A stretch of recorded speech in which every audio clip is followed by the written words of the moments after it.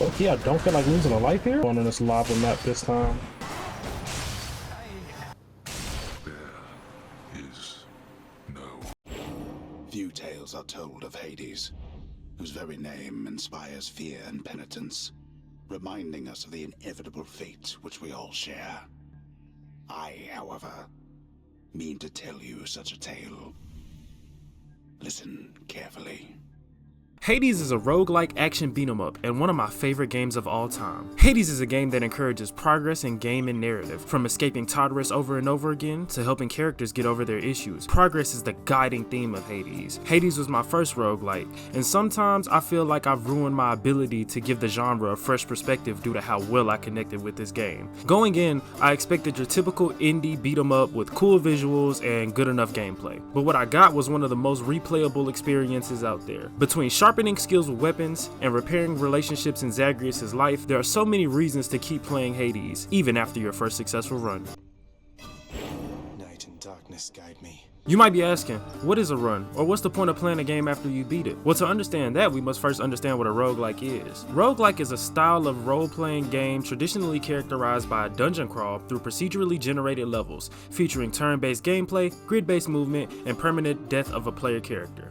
Most roguelikes are based on a high fantasy narrative, reflecting the influence of tabletop role-playing games such as Dungeons & Dragons. Hades, on the other hand, uses Greek mythology as its backdrop. In this case, a run is an attempt to escape Hades, the place, not the man or game. Runs are fast-paced experiences. Choices must be made on a dime. Planning must be modified in response to RNG. You might want to run a certain dataless boon, but you get something entirely different, and now you must shift gears to build around it. It's a very satisfying feeling for seasoned players, as you truly start to feel like you know what works and what doesn't. At a certain point, the goal becomes to be able to use any assortment of weapons and boons and still be able to complete the run. But I'm getting ahead of myself. Let's start with the basics.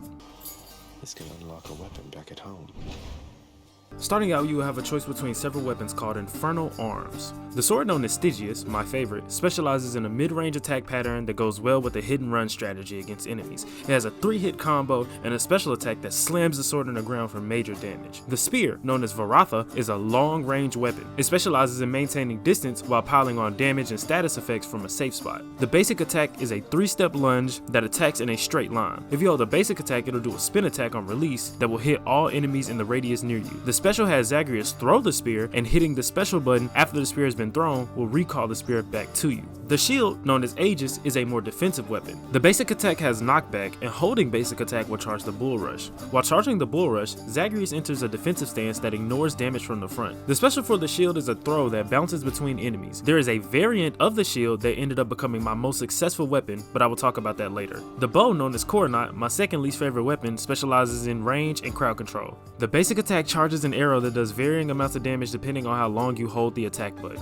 The special shoots a volley of arrows in a cone formation in front of you. This weapon can be rough in the early game due to its lack of aggressive playstyle and close range weakness. The gauntlets, known as Malphon, are the close range aggressive weapon. The basic attack is a flurry of punches that lacks knockback and base. This might seem like a disadvantage, but keeping the enemy close allows for more rapid damage. The special is an uppercut that hits twice for double damage. Ready, Exegriff? Last and definitely least is the gun, Exograph. This is the worst weapon in the game. I am not saying this just because I'm not good with it or it isn't suited to my playstyle. I think this weapon goes against some of the normal gameplay mechanics when unmodified. The idea of having to worry about ammunition and reloading in a top-down beat-em-up baffles me. Anyway, here's a clip of me absolutely destroying Hades with this weapon.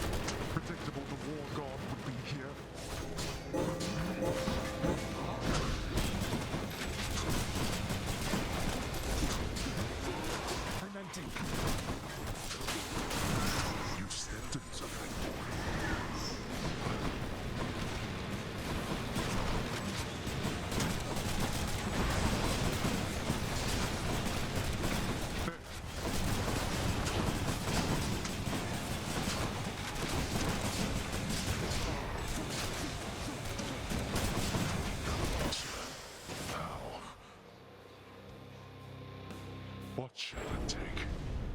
What shall it take for you to... Geron, take me home. The first bit of progression you will receive is the Mirror of Night, which allows you to permanently upgrade your stats using darkness, which can be gained during runs. You can upgrade your damage, amount of lives, number of dashes, and more.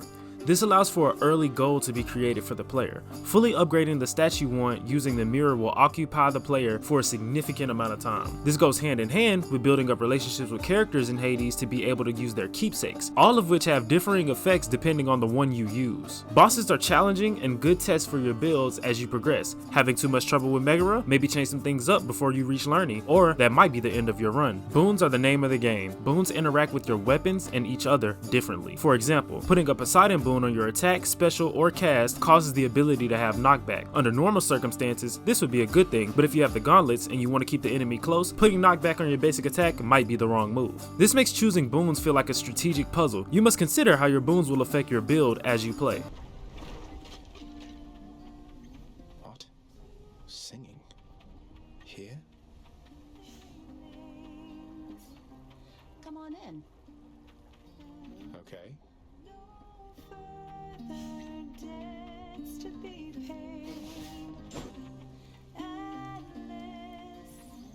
This game features beautiful art and a color palette that just pops. Each character design is heavily based on Greek lore or the popular interpretations of that lore, like with Sisyphus smiling. The animations during gameplay are smooth and easy to understand. Although I will mention that later in a successful run, things start to get cluttered with all the enemies and projectiles on screen.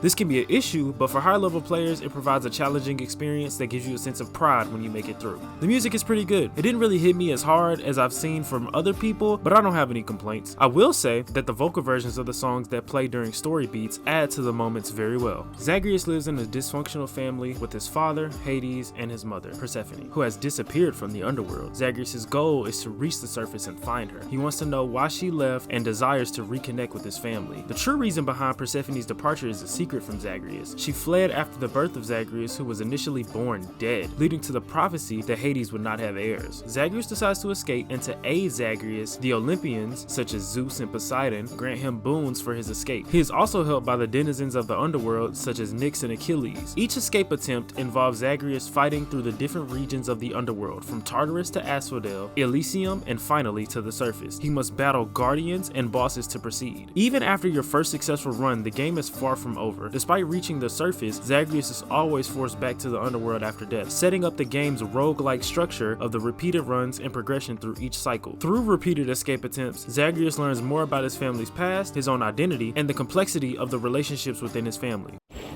Family? Death is your only family. Death and I. Best get accustomed to the both of us.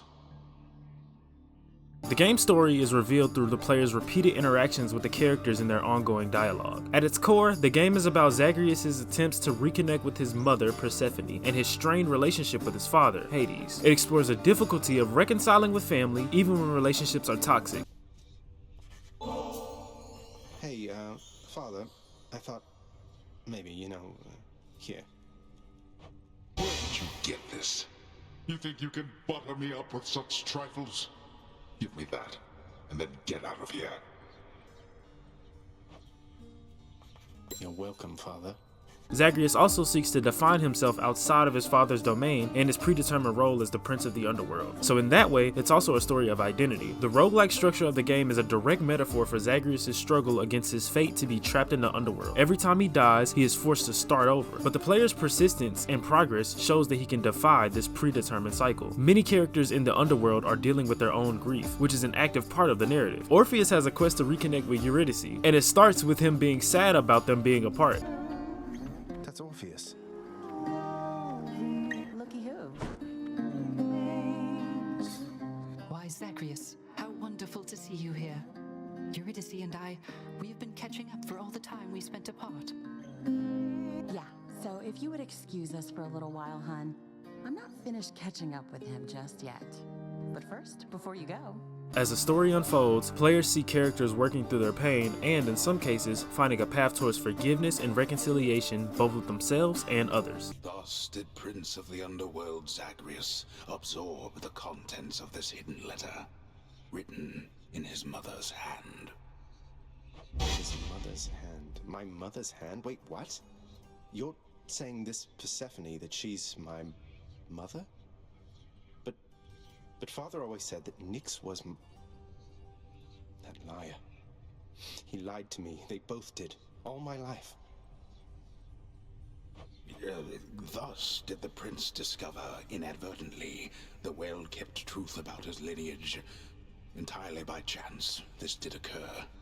Zagreus is one of the most compelling protagonists in modern game storytelling because he is stubbornly, beautifully human, in the most ironic sense, given he's a god. His identity is born out of contradiction. The fates decree that Hades will never produce an heir, yet Zagreus is conceived, born dead, revived by the power of Nyx, and raised under the shadow of a lie. This origin alone shapes him into a character whose central trait is restlessness. He is a son who does not know the truth of his parentage, a prince who does not belong, and a soul who refuses to remain where fate says he should. Despite being surrounded by gods and legends, Zagreus is defined not by his divinity, but by his yearning for the truth. His entire story begins with a question: who am I really? Once he uncovers the truth, his identity becomes inseparable from his mission. Finding Persephone is not just about rebellion, but a personal story of self-understanding. It's an emotional rebellion, a rejection of a manufactured history, a refusal to live comfortably within the lie, even when the lie is warm, protective, and lovingly built by those who care for him. In that choice, Zagreus embodies autonomy. He chooses pain, uncertainty, and endless death because authenticity matters more than complacency to him. That determination shapes his character. Zagreus confronts the underworld as someone willing to fail over and over again if it means finding the truth. He is respectful, yet unafraid to challenge authority, especially the authority of a father who both loves and obstructs him. His relationship with Hades frames him perfectly. Zagreus is a rebel with a purpose. Their battles are physical, but they're also emotional reckonings. Son against father, honesty against secrecy. His return trip from the surface, each ending in death, do not diminish him. On the contrary, they highlight the core of who he is. He is a character defined by resilience, shaped by repetition. Every escape attempt is another testament to his willpower, another expression of love for the mother he lost before he even knew. Speaking of Persephone, when she finally returns and the family fractures begin to mend, Zagreus does not stop striving. Even after being hired by Hades to continue testing the underworld's defenses, he remains vigilant. And when the Olympians arrive for the grand feast, Zagreus becomes a bridge between worlds. What began as a son searching for his mother ends with a young god helping an entire divine family heal. In short, Zagreus is a character built on longing, but defined by determination. His arc is not about becoming powerful, but about understanding himself. He is gentle in spirit, restless in ambition, and deeply human despite his divine blood. His story is not the triumph of strength, but the triumph of persistence, of choosing progress over perfection, truth over comfort. Zagreus is not a hero because he escapes the world, he's a hero because he keeps trying.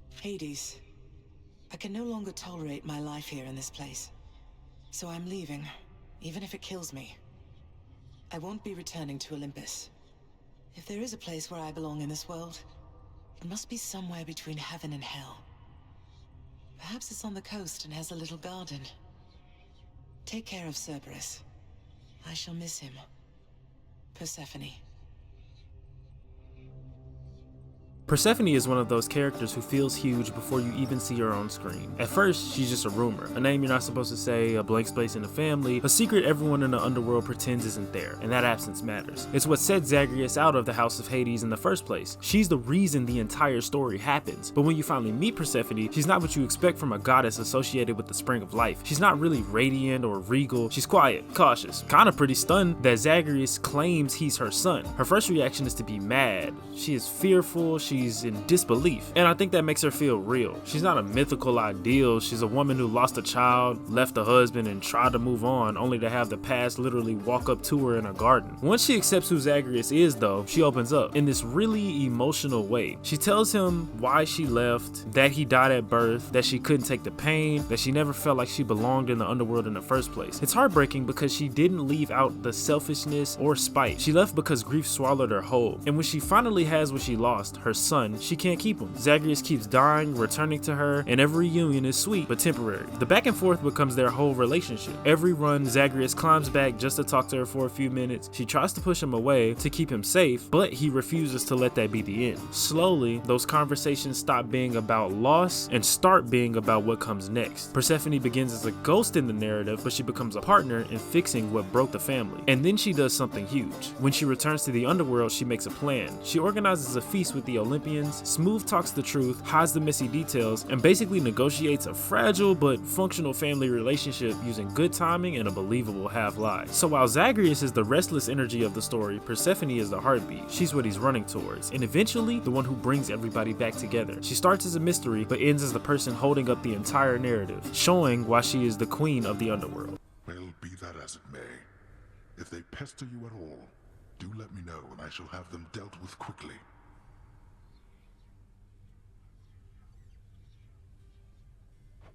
Oh, Hades. I think the shades around here have been through enough as it is. I don't mind them. After all the time I spent on my own, having some company has been a welcome change. You are certain all your needs have been provided for? Because if there's anything that you require... Require? Look at this place, Hades. Look at me. I have everything. And so do you. Try not to... Persephone, I didn't mean to skip that. Damn. such things are not my strengths. Besides, I have a reputation to uphold. God of the dead. If the wretches do not fear me, or you for that matter, what then? Nigga. I'm not going to tell you how to balance your work, your marriage, and your parental responsibilities. I don't think anybody on Olympus or below knows quite how best to manage that. So long as we do our best. Oh, she's so nice. What the fuck? Megara is one of the most interesting characters to watch bounce off Zagreus because their whole dynamic is built on this mix of rivalry, history, and a weird sort of affection that neither of them fully admits to. She's confident, collected, and built to punish rule breakers, literally. She was born from Titan blood to enforce justice, and she does it with pride. Megara believes in structure and consequence in people facing the results of their actions. So when Zagreus starts blasting through Tartarus over and over again just to spite his father and escape, she's not just annoyed, she's professionally offended. Everything about what he's doing goes against what she exists to maintain. But the interesting part, she doesn't really hate Zagreus. Zagreus calls her his ex, and she doesn't go against that. So that says a lot. Whatever happened between them, it ended complicated. She still threatens him, still fights him, but half of it is professional. It's work. Off the clock, she's way more relaxed, hanging out in the lounge, joking with Dusa, making snide comments about Alecto or Tisiphone, like the older sister who actually has her life together. When Zagreus shows up there, she's not vengeful, she's normal. Friendly even. She'll drink, she'll tease him, she'll let him know when he screws something up. The tension between them feels like exes who still like each other just enough to be inconvenienced by it. And the more Zagreus keeps escaping, the more complicated their relationship gets. Every time Meg fails to stop him, Hades sends in her sisters, which makes her upset because she wants to be the best at her job. Their fights become an ongoing scoreboard, Meg counting her wins, Zagreus not letting her forget his. It's competitive, but there's a playful element to it, like they're sparring partners who know each other too well. Even when she loses, she doesn't want revenge. She vents, she returns, and she tries again. And Zagreus keeps coming back, not just to fight her, but to talk to her, slowly rebuilding something between them. A really telling moment is when Dusa gets fired. Meg is furious, not at Zagreus directly, but at the situation. And instead of bottling that anger like a Fury might be expected to, she asks him for help. She lets him in, and Zagreus delivers, meaning that relationship is rebuilt, and the last wall between them sort of dissolves. It's small, but for someone as controlled as Meg, it's huge. It shows that despite the threats and formalities, she sees Zagreus as someone she can rely on. By the time the family drama is sorted out and Zagreus is allowed to escape for work purposes, Meg still meets him in Tartarus to fight, but it's different. There's banter, there's respect, there's a warmth there. Their fights feel more like a tradition.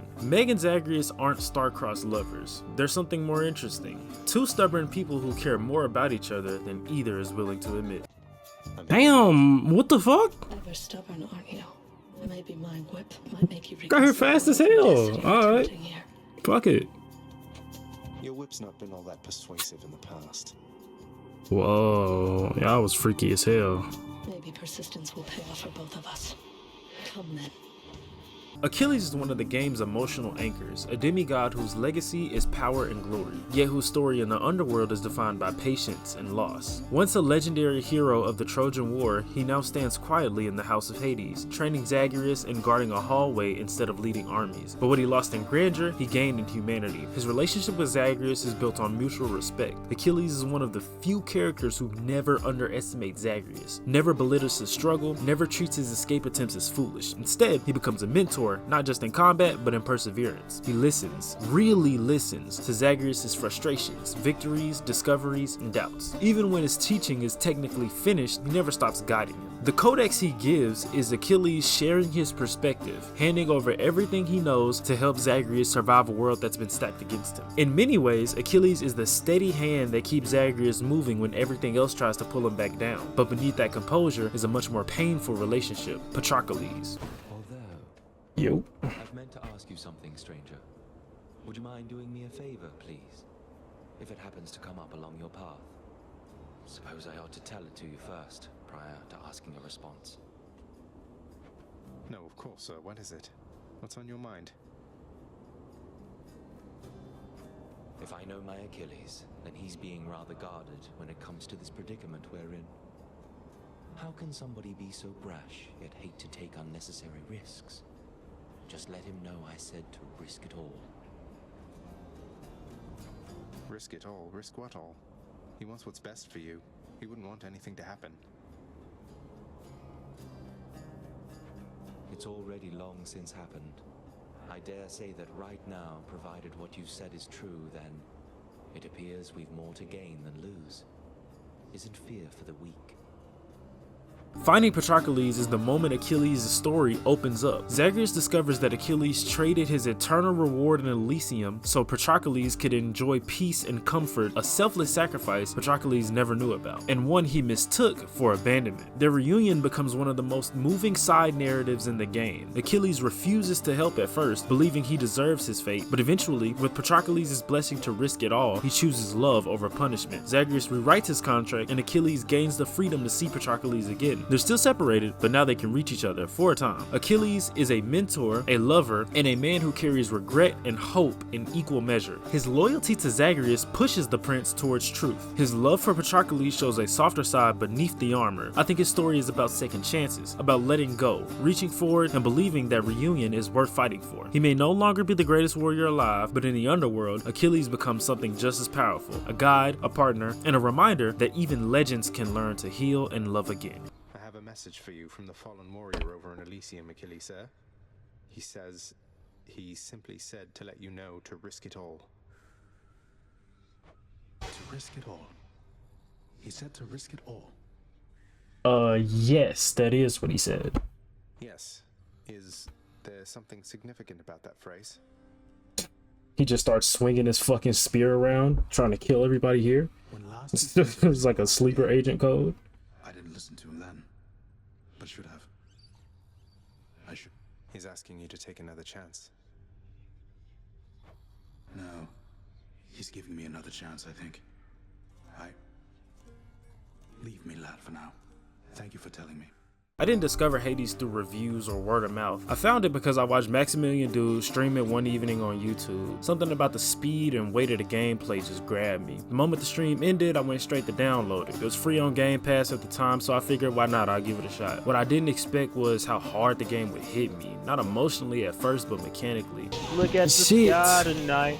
All of the stars have a reason. A reason to shine, a reason like mine, and I'm falling to pieces. He's blocking all my shit, bro. I can't even get damaged. Tonight, all of the stars have a reason. I'm cooked.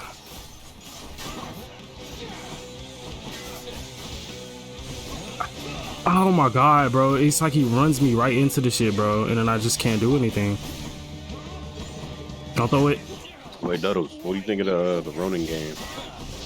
Fuck, I died! In those early runs, I had no idea what I was doing. I didn't understand the progression. I didn't really understand how boons work together or how builds could snowball into something crazy. Instead, I relied mostly on stubbornness and basic game sense. Every room was a fight. Every escape attempt was brute force. It was a struggle. And the thing is, I don't really regret it because when the game finally clicked, it was like a door opened. The moment I stopped running head first in the fights and started thinking was when I began experimenting with boons instead of ignoring them, when I cared about synergy instead of just instinct. That was when I really fell in love with Hades.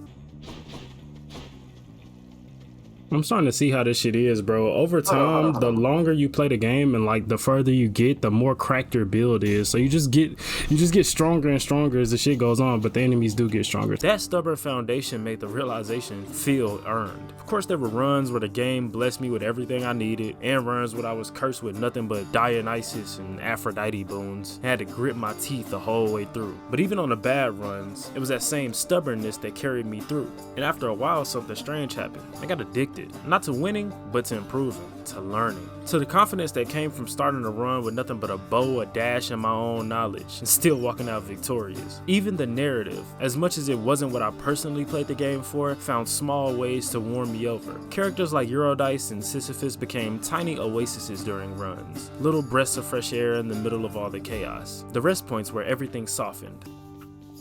Your Highness. Oh, it's the homie. Hey, Princess. Must look like I'm slightly the goat off the old Sisyphus. here, but I was just getting back on my feet. The Fury Sisters don't often leave me be. Where'd they go, anyway? And, what are you doing here? Well, you know, just out on a little stroll is all. Do me a favor, though. You see the Fury Sisters, let them know I was headed down the way I came from, will you? Oh, I'll let them know, all right. I hear you loud and clear, Your Highness. I'll just go about my business now, and you take care.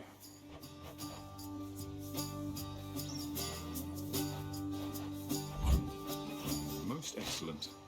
Appreciate that, dog. That's the fucking goat right there, man. Holy shit. And that's what makes Hades special to me. It's not a game you leave alone and lose all your skill in. It's a game you can leave for months, come back to after life gets complicated, and still feel at home. I personally stopped playing for a while trying my best not to fail college, and when I finally picked it up again, after weeks of stress and burnout, I cleared a run on my first attempt. No warm-up, no adjustment, just muscle memory and comfort kicking back in like an old friend. That's why Hades stuck with me, because even after time away, even after stress and life and everything else, it welcomed me back with no hesitation. It's my comfort game, the one I can always return to, and that's why I'll always love it. In the end, Hades is more than a roguelike, more than a story about gods and escape attempts. It's a game that grows with you. Its combat teaches patience, its failure loop teaches persistence, and its world offers warmth in the unlikeliest of places. I came to it by chance, struggled through it with stubbornness, and eventually found comfort in its rhythm. It's a game I can put down, pick back up months later without losing a single beat. And as much as I've talked about gameplay, characters, personal experience, what matters most is simple. Hades is a game that stays with you. And for me, it's one I'll keep returning to for years to come. Peace.